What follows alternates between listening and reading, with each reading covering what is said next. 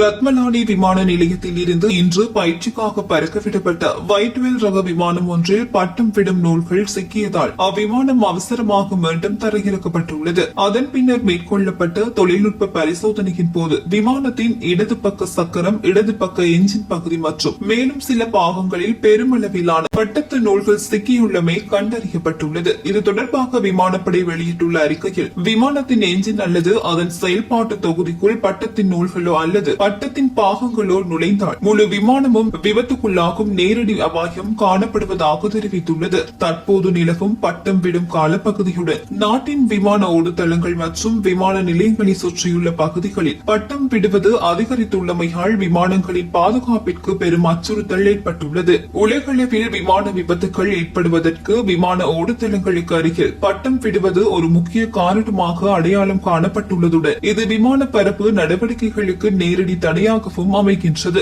எனவே விமான பயண பாதுகாப்பை உறுதி செய்வதற்கும் பயணிகளின் உயிர்களை பாதுகாப்பதற்கும் விமான ஓடுதளங்கள் மற்றும் விமான நிலையங்களை சுற்றி வசிக்கும் மக்கள் அத்தகைய வலயங்களுக்குள் பட்டம் விடுவதை முழுமையாக தவிர்க்குமாறு விமானப்படை கோரியுள்ளது.